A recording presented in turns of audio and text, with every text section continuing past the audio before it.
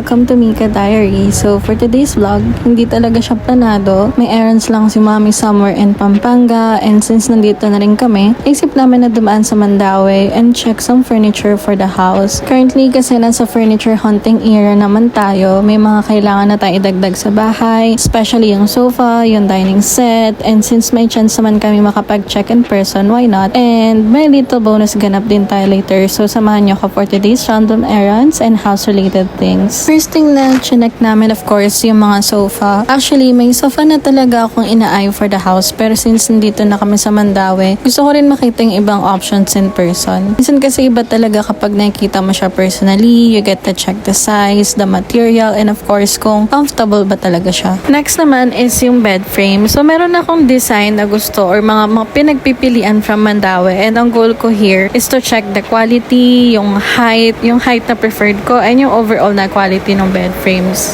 Next that we check is yung mga dining set. Though hindi ko to priority na mabili for now, since meron akong island counter, yun yung gagamitin ko for like dining, and if may mga lulutuin ako using induction. And since mag-isa lang din ako sa house, I don't really need like a separate dining set muna for now. And also, if I have guests naman, I can just put up my foldable lifetime table. So ayun, unfortunately, wala tayong iuwi today bukod sa mga unan na binili nila daddy. Hindi naman sa wala akong nagustuhan, more on timing talaga, kasi most of the furniture here, especially yung mga made to order, may waiting time pa, and since nakaset na yung mga ganap sa house, hindi na siya abot sa timeline na kailangan namin. Actually, second choice ko talaga yung Mandaue. May sofa na kasi nga akong matagal na ina-eye from Homemaker Furniture, and ang advantage na is for me, it's ready to deliver na siya dito sa area namin. So since may target date na tayo for the house, mas practical for me to go with something na available and ready to deliver kaysa maghintay na made to order. So for now, furniture window shopping muna tayo. So after ng ganap namin sa Mandaue, umuwi na rin kami, and sakto pagdating namin, dumating na rin yung package na pinakahihintay ko, which is yung air cooler. So si daddy yung nag-order nito for me, kasi sa kanya ko talaga pinapa-order yung like mga appliances para ma-check naman yung features and yung quality kung okay. Kasi kung ako order niyan, I know to myself na ang pipiliin ko is yung aesthetic at hahanapin ko kung may color pink ba yan. So, sinet up na rin namin siya.